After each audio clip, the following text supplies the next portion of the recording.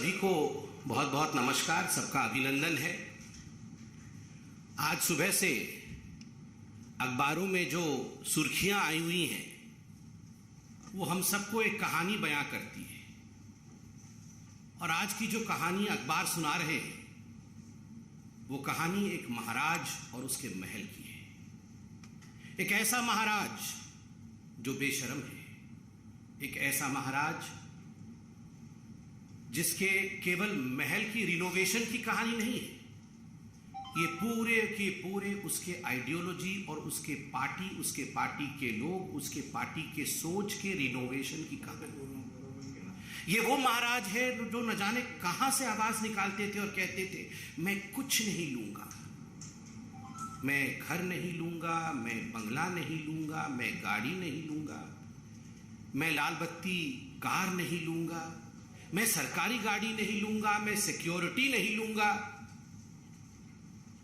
कुछ नहीं से सब कुछ ले लूंगा जी।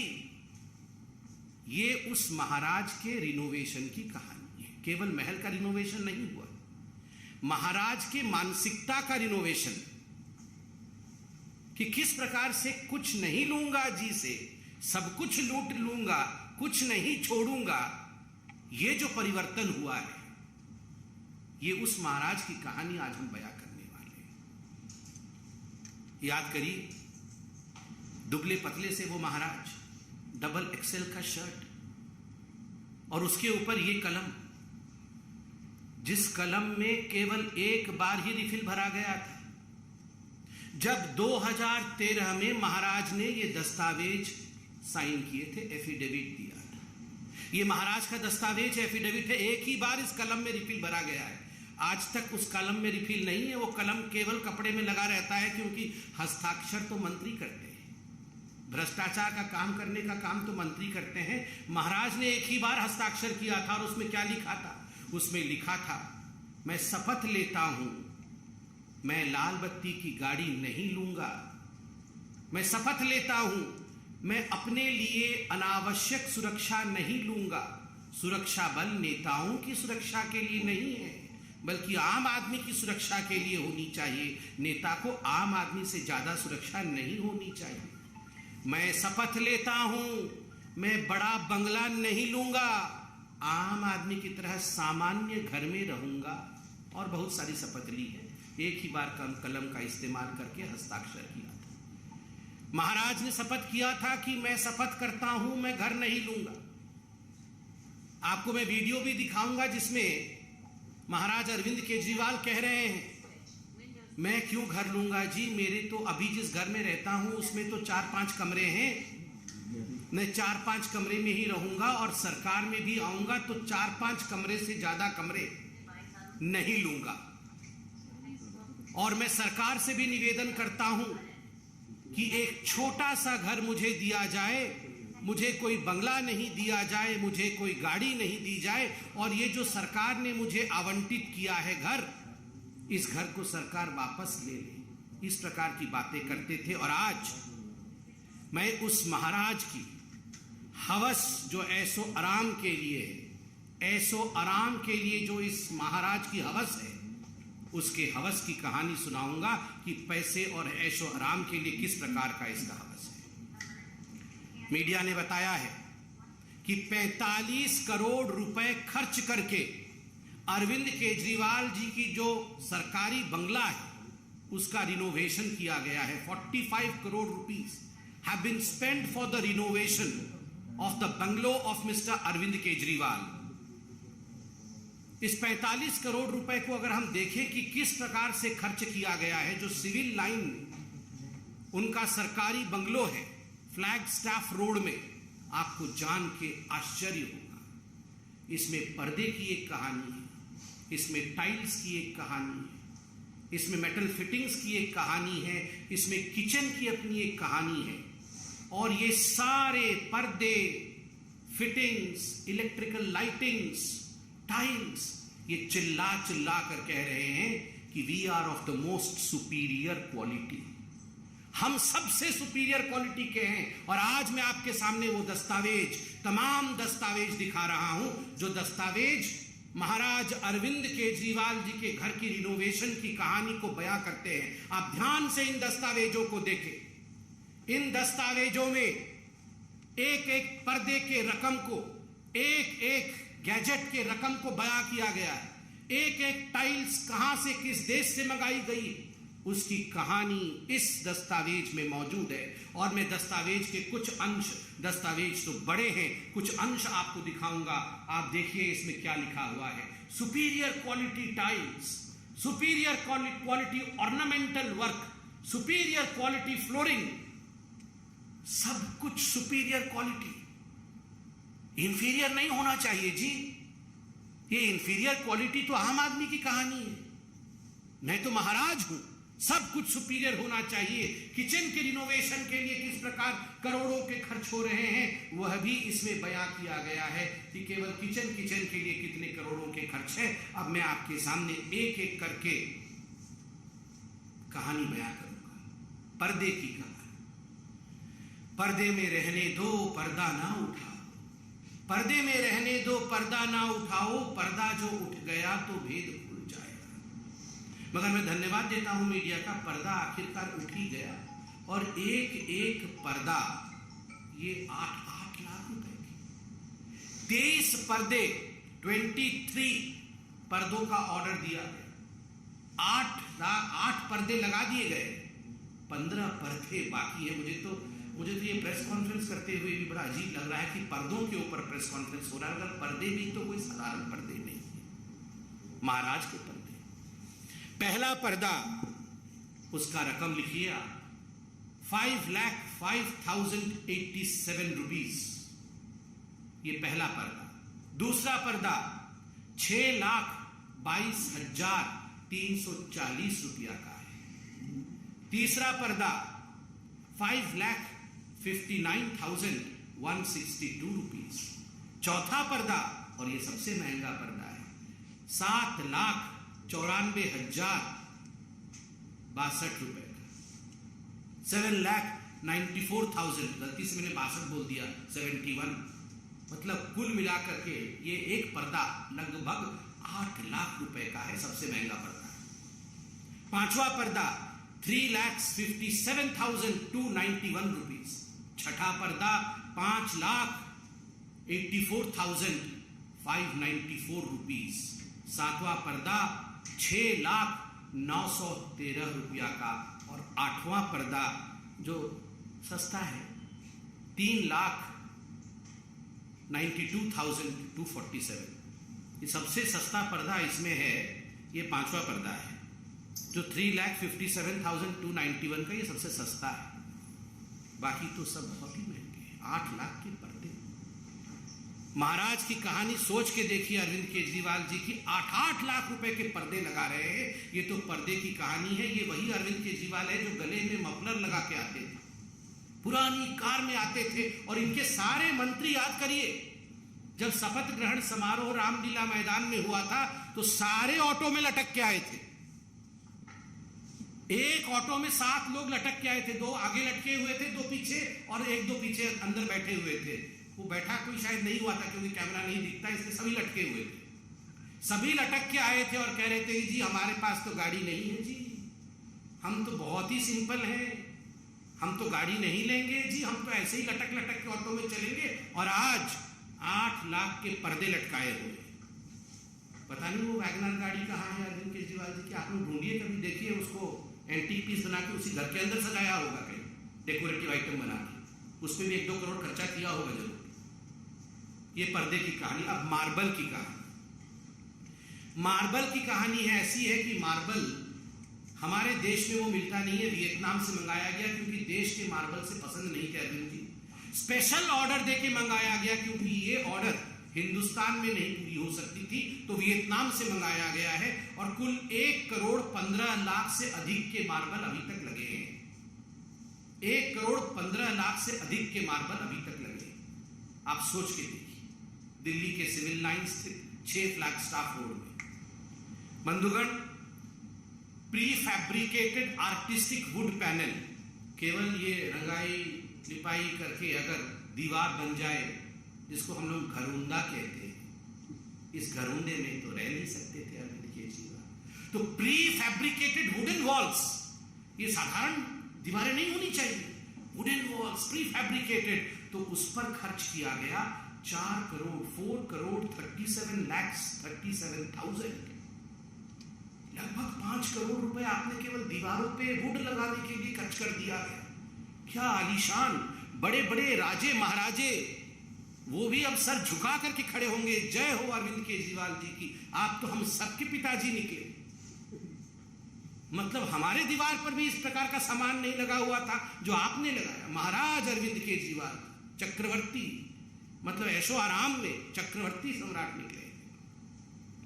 फिर प्री फैब्रिकेटेड आर्टिस्टिक स्टोन, केवल ये वुडन पैनलिंग लगाने से खुश नहीं हुए, आर्टिस्टिक स्टोन्स जो हम लोग सुनते थे कि महलों में वो रत्न अलंकार जड़ित होते थे, उस प्रकार से आर्टिस्टिक स्टोन वर्क किया गया, जिसमें 58,58,555 रुपए, 58,58,555 रुपीज ये स्टोन्स, प्री फैब्रिकेटेड स्टोन्स लगाने में खर्च हुआ।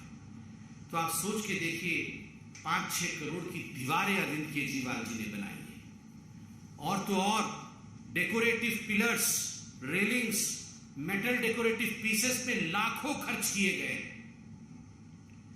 बंधुगण, कुल मिलाकर के ये सब 45 करोड़ रुपए का खर्च करके, मगर अभी इस कहानी का सबसे दर्दनाक मोड़ जो मैं आपके सामने रखने वाला, the most pathetic issue as far as the renovation of this whole महल of Arvind Kejriwal ji is concerned, कि ये उस समय रिनोवेट हो रहा था जब कोरोना की महामारी से पूरे दिल्ली में हाहाकार मचा हुआ था।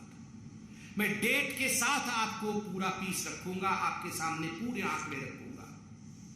आज समझ में आ रहा है कि अरविंद केजरीवाल जी जिस समय दिल्ली में ऑक्सीजन सप्लाई केंद्र तो कर रही थी, टैंकर तो आ रहे थे, मगर टैंकर अस्पतालों तक पहुंच नहीं पा रहे थे। क्यों? लोगों को, आम आदमी अपने घर बेच रहा था इलाज के लिए, क्योंकि अरविंद केजरीवाल जी अस्पताल में बेड नहीं दे पा रहे थे। उस समय अरविंद केजरीवाल जी अपने महल के रिनोवेशन में व्यस्त थे। 1 सितंबर 2020 जब कोविड का पहला चरण, पहला वेव चल रहा था, तब रिनोवेशन के लिए 7,91,00,000 रुपए सैंक्शन किए गए। 8 जून 2021 को जब ऑक्सीजन सिलेंडर के लिए दिल्ली में हाहाकार मचा हुआ था, उस समय 1,64,00,000 रुपए अरविंद केजरीवाल जी के महल के रिनोवेशन के लिए सैंक्शन किया गया। 22 अक्टूबर 2021 को जब कोविड का विषय पूरा चल रहा था, उस समय 9,09,00,000 रुपए सैंक्शन किए गए। 30 दिसंबर 2021 को 5,73,00,000 रुपए सैंक्शन किए गए, मगर ये कम पड़े, इसलिए 8 करोड़ रुपए और देने पड़े और 8 करोड़ खर्च हुआ। और 29 दिसंबर 2020 को 9,34,00,000 रुपीज, 9,34,00,000 रुपया ये सैंक्शन किया गया महल के रिनोवेशन के लिए। आप सोच के देखिए, आप सोच के देखिए किस प्रकार का ये विलासिता की कहानी है। जब लोग कोरोना के हाहाकार से परेशान थे, जीवन त्याग रहे थे, अपने घर बेच रहे थे, उस समय अरविंद केजरीवाल जी अपने महल को रिनोवेट कर रहे थे।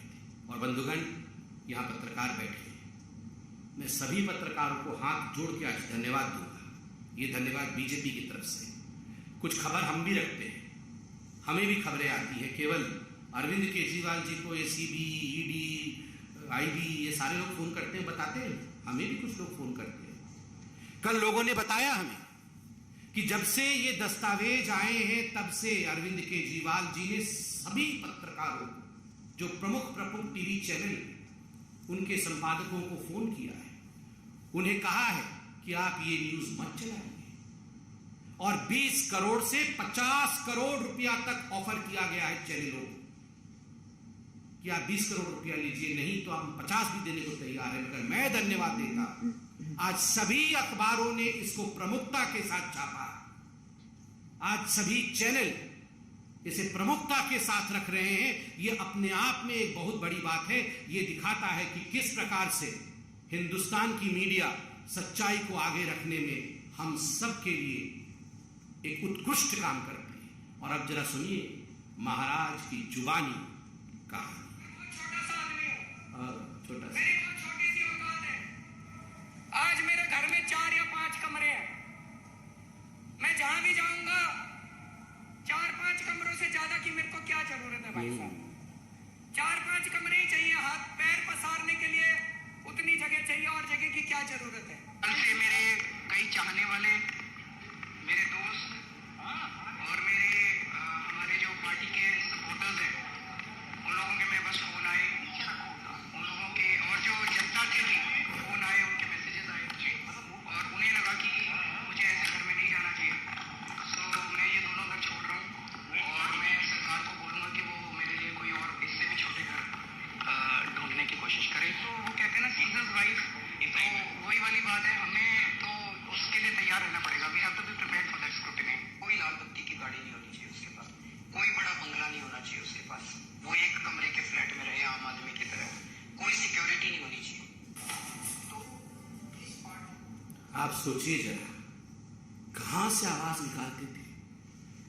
मतलब हृदय की गहराई से, पेट के अंदर से एकदम आवाज निकलती थी अरविंद केजरीवाल जी की कि एक कमरे के घर में रहूंगा जी, नहीं रहना चाहिए एक कमरे से बाहर। मैं तो सिर्फ उतना ही, मुझे उतना ही स्थान चाहिए, पैर पसार लूं बस, मेरा पैर बस दीवार से ना लगे, दीवार और पैर के बीच में इतनी जगह होनी चाहिए, बस उतना ही जगह चाहिए। कहां से ये आवाज निकालते थे और कहां से कहां पहुंच गए। पैर पसारने से लेकर शराब घोटाले तक और शराब घोटाले से लेकर महल के रिनोवेशन तक की ये कहानी आज भारतीय जनता पार्टी ने मीडिया के माध्यम से जनता के समक्ष रखा है। जनता, ये है महाराज अरविंद केजरीवाल और उनके महल के भ्रष्टाचार की कहानी। आप जरूर इसे देखें, जानें और महाराज को परखें और पहचानें। धन्यवाद। जब से टाइम्स ऑफ भारत ने ऑपरेशन सीसमहल दिखाया है, आम आदमी पार्टी की तरफ से इस पर कोई वाजिब जवाब तो नहीं आया, लेकिन वो कह रहे हैं कि प्रधानमंत्री का 500 करोड़ का घर बन रहा है, उनके यहाँ रेनोवेशन हो रहा है, वो तुलना कर रहे हैं कि प्रधानमंत्री का भी तो बन रहा है। देखिए, मैं बड़े स्पष्ट रूप से कहना चाहता हूं, पहले तो टाइम्स नव भारत का बहुत बहुत धन्यवाद। आपने जिस प्रकार से इस पूरे विषय को उठाया है, दस्तावेजों के साथ, वैज्ञानिक दृष्टिकोण के साथ इस पूरे विषय की आलोचना करके इसके सच्चाई का उजागर किया है, यह मुझे लगता है प्रलोभनों के बावजूद, बहुत प्रलोभन दिए गए होंगे, यह हमें भी पता चल रहा है। यह दिखाता है कि एक सच्चाई के साथ पत्रकारिता आगे बढ़ी है। दूसरी बात है, स्वाभाविक है, अरविंद केजरीवाल जी और आम आदमी पार्टी, उनके पास कोई जवाब नहीं होगा तो वो इसी प्रकार का जवाब देंगे कि प्रधानमंत्री गाड़ी में क्यों चलते हैं, प्रधानमंत्री घर में क्यों रहते हैं, ये सेंट्रल विस्ता क्यों बनता है, ये इसी प्रकार का जवाब देंगे। सेंट्रल विस्ता किसी की प्रॉपर्टी नहीं है, सेंट्रल विस्ता देश की प्रॉपर्टी है, ये हमारी देश की शान है। और अरविंद केजरीवाल वो व्यक्ति हैं जिन्होंने बच्चों की कसम खाई थी, जिन्होंने ये कहा था कि हम एक कमरे में रहेंगे। मैंने आपको सुनाया, हम राजनीति बदलने आए। जो राजनीति बदलने आते हैं वो 8 लाख के पर्दे के तले छुप के नहीं रहते हैं, वो 45 करोड़ का महल नहीं बनाते। बहुत बहुत धन्यवाद। We have seen that how exactly the Aam Aadmi Party is reacting, but the question that is being asked by our channel and our network is that at the time when Delhi was reeling under the COVID wave and people were dying, this all was being done and people were dying due to lack of beds, lack of oxygen. So the timing is also being questioned. Now, of course, that's the reason as to why in our press conference we have addressed the timing. That during the corona, in fact, especially during the first wave and the second wave, while people in fact were in a very dire situation, people were in want of oxygen, despite the fact that the central government was sending them adequate liquefied oxygen, these oxygens could not find their route to the various hospitals. We are aware as to how people died in hospitals in Delhi. Oxygen was present, but oxygen could not be supplied because the Aam Aadmi Party and its chief Maharaja Arvind Kejriwal was busy in renovation of his house. So it's but natural these are questions which would be asked by the public, and I'm sure Mr. Arvind Kejriwal would be, through a press conference, answering these questions. We dare the Aam Aadmi Party to immediately take up this challenge of answering us. It's almost going to be 10 now. We dare that you should hold a press conference by 10, and you should address all the relevant questions that have been put to the fore by the media as well as Bharatiya Janata Party and the people of Delhi and this country. Thank you. नमस्कार दोस्तों, BCR news में आपका स्वागत है। मैं हूं आपका host and दोस्त अजय शास्त्री। उम्मीद है आपको ये हमारा वीडियो अच्छा लगा होगा, तो आप इसको शेयर कीजिए और लाइक कीजिए और साथ साथ हमारे चैनल को सब्सक्राइब भी कीजिए। जी हाँ, ऐसे ही नए वीडियो के साथ फिर आपके साथ हाजिर होंगे। तब तक के लिए आपसे अलविदा लेते हैं। भारत माता की जय, वंदे मातरम। जय हिंद दोस्तों।